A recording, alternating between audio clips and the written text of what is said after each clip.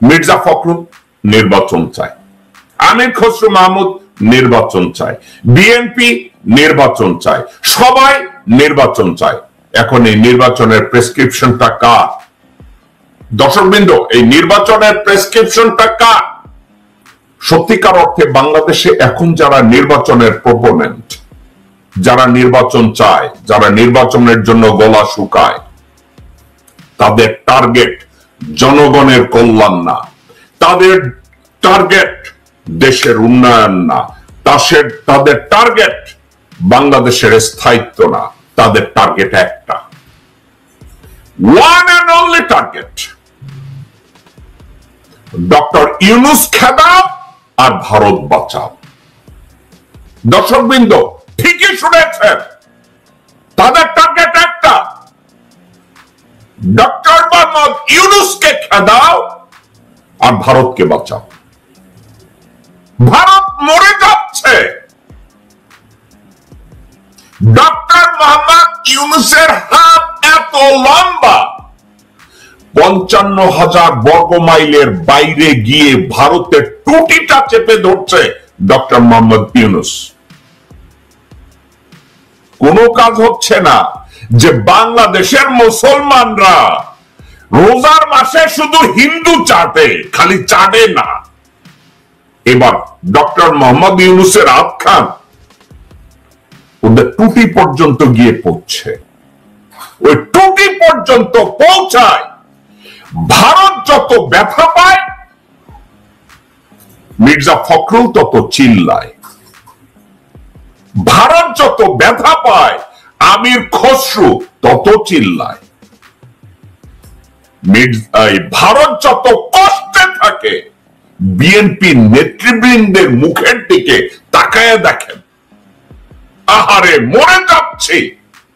নির্বাচন, আসল কথা কি? কথা একটা, ইউনূস খেদাও, ভারত বাঁচাও। বিএনপির মূল মন্ত্র একটা, বাংলাদেশ জিন্দাবাদ তাদের কোন মূল মন্ত্র না, 31 দফা তাদের কোন মূল মন্ত্র না, বেগম জিয়ার চিকিৎসা তাদের মূল মন্ত্র না, বাংলাদেশের অস্তিত্ব টিকাও এটা কোন মূল মন্ত্র না। তারা এই নির্বাচনটাকে সামনে তাড়াতাড়ি করার জন্য, বাংলাদেশের আইন শৃঙ্খলা পরিস্থিতিকে সবচেয়ে নিচে নামানোর জন্য বিএনপির পাশে কাজ করছে বাংলাদেশের মিডিয়া। দর্শকবৃন্দ, তাদের সবার টার্গেট একটা, ইউনূস খেদাও, ভারত বাঁচাও। জাতিসংঘের মহাসচিব বাংলাদেশে 4 দিন থেকেছে, তার সফল একটা সফর বাংলাদেশে হয়েছে, বিশাল কিছু হয়েছে বিহাইন্ড দ্য সিন। তার নিউজ কাভারেজটা কত নিচু করে দেখানো হয়েছে, কত মনে হয়েছে এটা সাদামাটা কোনো খবর, এটাকে ঠিক মতো প্রচারও করা হয় না। আর জেনারেল ওয়াকারের নির্দেশে, ডিজিএফআই নির্দেশে এখন কোন একটা স্যাঁচরামির খবরও নিউজ পেপারে এত বড় করে দেখায় যে বাংলাদেশ বোধহয় ডুবে যাচ্ছে। মনে হচ্ছে ধর্ষণ শুধু এই ডক্টর ইউনূসের সময় হচ্ছে। এখন ভারত তার এই ক্ষতিটাকে আর কন্টেইন করতে পারছে না, তাদের এই লস তারা আর মেনে নিতে পারছে না, তাদের এই নপুংসতা, চা বিক্রেতার চাকর বাকররা বাংলাদেশে আর কোথাও দাঁড়াতে পারছে না। এখন তাদের কষ্ট। বিএনপি কে বলছে, আয় তুই বগলে আয়, তোর কতগুলা গরু ছাগল কুত্তা হারামজাদা আছে না, তোদেরকে দিয়ে সরকার বানাই দিব বাংলাদেশে। লেনদুর দর্জি খালেদা জিয়া কইছে, তোরে লেনদুর দর্জি বানাবো, তুই তাড়াতাড়ি দৌড়ে আয়। আজকের বিএনপি ভারতের এই আহ্বানে সাড়া দিয়েছে। কি সাড়া দিয়েছে? আসো, তোমাকে লেন্দুক দর্জি বানাবো। আর মির্জা ফখরুল এবং তার আশেপাশে কতগুলো হায়না হারামজাদা বসে আছে। লেন্দুক দর্জি 1 কে?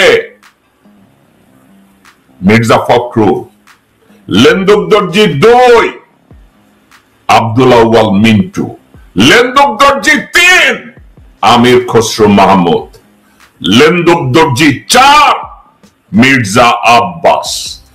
লেন্দুক দর্জি 5 ইকবাল হোসেন টুকু। লেন্দুক দর্জি 6 সামাও বায়েত। লেন্দুক দর্জি 7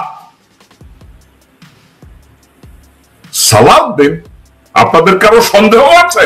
ভারত থেকে ট্রেনিং নিয়ে এসেছে, তাকে তৈরি করে দিয়েছে। বুঝেছেন? এদেরকে দিয়ে বিএনপি এখন লেন্দুক দর্জির সরকার গঠন করবে। হাসিনা সে ক্ষমতায় নাই। ভারত নিয়ন্ত্রিত কোন রাজনৈতিক দল বাংলাদেশে ক্ষমতায় নাই। নপুংসক, অযোগ্য, লোভী কোন হারামজাদা ভারতের অ্যাপয়েন্টেড, তারা এখন ক্ষমতায় নাই।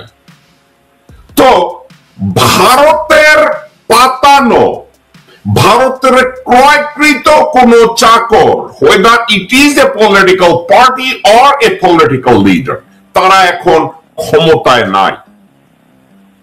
তারা এখন ভারতের স্বার্থ সংরক্ষণ করতে পারছে না। অ্যান্টোনিও গুটেরেস উনি চলে যাওয়ার পরে একটা জিনিসে সবার মুখে কতগুলো লম্বা লম্বা জোক তৈরি হয়েছে। নির্বাচন চাই, নির্বাচন চাই, নির্বাচন চাই। যারা গত 17 বছরে নির্বাচনের নামের প্রহসন করেছে, কোনদিন বলতে পারে না হাসিনার সামনে গিয়ে দাঁড়িয়ে নির্বাচন চাই, আগে নির্বাচন দিতে হবে, এখন নির্বাচন দিতে হবে, আজ নির্বাচন চাই, জুন মাসে নির্বাচন চাই, এ ধরনের কথা কেউ বলতে পারে না। এখন আপনাদের মনে আছে আব্দুল মোমেনের কথা? ভারতের সাথে আমাদের সম্পর্ক স্বামী স্ত্রীর মতো। আপনাদের ওই কথা মনে আছে? ভারত আর আমরা রক্তের বন্ধনে আবদ্ধ। হাসান মাহমুদ মনে আছে? তারপরে ওবায়দুল কাদের, এদের কথা মনে আছে? ভারতের সাথে আমাদের সম্পর্ক এত গভীর। এখন রাজনৈতিক আলোচনা হচ্ছে যে ভারতের একটা মিনিস্ট্রি, আমাদের মন্ত্রণালয়টার নাম হবে ভারতীয় মন্ত্রণালয়। দর্শকবৃন্দ, আমি প্রসঙ্গটা পাশ কাটিয়ে গেলাম। তো আপনার মনে আছে আমি যখন টকশো গুলো করতাম, আমি বলতাম হাসিনার গভর্নমেন্ট অর্থাৎ আওয়ামী লীগ গভর্নমেন্ট যদি বাংলাদেশে ফল করে, সবচেয়ে ক্ষতিগ্রস্ত হবে একটা দেশ, সবচেয়ে ক্ষতিগ্রস্ত হবে একটা দেশ। আমার ভাই বোনেরা, আমার দর্শকবৃন্দ, আপনাদের এই কথাটা মনে আছে যে সবচেয়ে ক্ষতিগ্রস্ত হবে হাসিনা শেখ? হাসিনা শেখ হবে দ্বিতীয় ক্ষতিগ্রস্ত, সবচেয়ে বেশি ক্ষতিগ্রস্ত। দর্শকবৃন্দ, আজকের এই কথাটা কেন বললাম আপনারা কি জানেন? বাংলাদেশের প্রথম শ্রেণীর রাজনৈতিক দলের ভিতরে প্রথম একজন নেত্রী হাসিনাকে বলেছিল লেন্দুক দর্জির মতো আচরণ করবেন না, লেন্দুক দর্জির মতো কথা বলবেন না। কে বলেছিলেন আপনাদের মনে আছে? আমার মনে আছে, বেগম খালেদা জিয়া। বেগম খালেদা জিয়া এই কথাটা বলেছিলেন একজন স্টেটসম্যানের মতো। স্টেটমেন্ট, একজন স্টেটসম্যান যেভাবে কথা বলে, বেগম জিয়া এই কথাটা বলেছিলেন যে লেন্দুক দর্জির মতো কথা বলবেন না, লেন্দুক দর্জির মতো আচরণ করবেন না। বেগম জিয়াকে এর খেসারত দিতে হয়েছে। ডিপ্লোম্যাট এটাকে নিয়ে হেডলাইন করেছে, হিন্দুস্তান টাইমস এটা নিয়ে আর্টিকেল করেছে। বেগম জিয়াকে ডেমোরাইজ করেছে, বেগম জিয়াকে অসম্মান করেছে, বেগম জিয়াকে চুরির দায়ে হাজতে ঢুকিয়েছে। হয়তো বেগম জিয়াকে তাদের দরকার নাই, তারেক জিয়াকে তাদের দরকার নাই। কেন দরকার নাই? বেগম জিয়া তো ভারতের আধিপত্যবাদ এবং আগ্রাসন মেনে নেবে না। তো জনাব তারেক রহমান, তার শরীরে তো জিয়ার রক্ত, ওই রক্ত তো ভারতের আধিপত্যবাদ এবং আগ্রাসন মেনে নেয়ার কথা না। Therefore, বেগম জিয়া দেশে ছিল, তাকে বাইরে জোর করে পাঠাও। তারেক রহমানের মামলাগুলো ঝুলায় রাখো, সে যাতে দেশে না আসে। আর মির্জা ফখরুল ভাষণ দিতে গিয়ে বলবে শেখ মুজিবুর রহমান আমাদের নেতা ছিল না। এ হচ্ছে বিএনপি। দর্শকবৃন্দ, তো সর্বসাকল্যে গিয়ে তারা নির্বাচন প্রেসক্রিপশন। আজকের একটা কথা আমি আপনাদেরকে বলে রাখি, হাসিনা শাসনামলে কত শিশুকে মারা হয়েছে, কত শিশুর সামনে থেকে বাবাকে গুম করা হয়েছে, কত শিশুদেরকে স্নাইপার শুটাররা গুলি করে, হেলিকপ্টার থেকে গুলি করে মেরে ফেলেছে। ঠিক আছে, এখন এই মুহূর্তে কি শিশু ধর্ষণ হচ্ছে?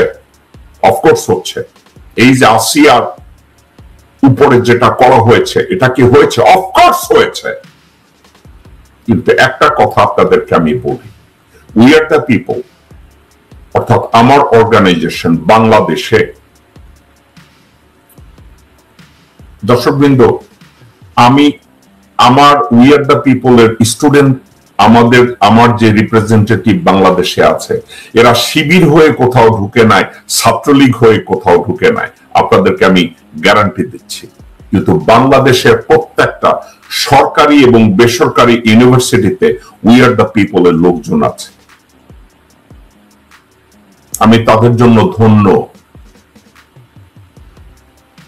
আমার ছেলে মেয়েরা উই আর দ্য পিপলের জন্য গত 10 বছর, আমি ভুল বললাম, 2013 সাল থেকে বাংলাদেশের প্রত্যেকটা সরকারি ইউনিভার্সিটি এবং প্রত্যেকটা সরকারি বেসরকারি ইউনিভার্সিটিতে আমার ছেলেপানরা রয়েছে, যারা প্রতিদিন তথ্য আদান প্রদান করে। এখন তাদের একটা দেয়া তথ্যে আমি নিট অ্যান্ড ক্লিয়ার। এর চেয়ে বেশি ধর্ষণ হাসিনা শাসনামলে হয়েছে, এর চেয়ে শিশু হত্যা হাসিনা শাসনামলে হয়েছে, এর চেয়ে বেশি নপুংসতা, খুন, অত্যাচার হয়েছে, কিন্তু নিউজ পেপার ওগুলো ছাপায় নাই। মতি মিয়ারা তখন কানে তুলা দিয়েছিল। দর্শকবৃন্দ, ওই নিউজগুলো প্রথম আলো কভার করে নাই, ওই নিউজগুলো ডেইলি স্টার কভার করে নাই, ওই নিউজগুলো বিটিভি কভার করে নাই, ওই নিউজগুলো যমুনা টিভি বা অন্যান্য চ্যানেল কভার করে নাই। কেন কভার করে নাই? ডিজিএফআই থেকে ফোন করে বলা হয়েছে এত গুম খুনের খবর দেওয়া যাবে না। অর্থাৎ বাংলাদেশে তখন যদি প্রতিদিন 100টা ধর্ষণ হতো, একটার খবর আপনারা নিউজ পেপারে দেখতে পেতেন না। তখন ডিজিএফআই থেকে ফোন করে বলা হতো নিউজ করা যাবে না। কিন্তু এখন ওই যে নিউজ পেপারে স্বাধীনতা দেয়া লাগবে, আছে স্বাধীনতা, মিডিয়ার স্বাধীনতা দিতে হবে, আছে স্বাধীনতা,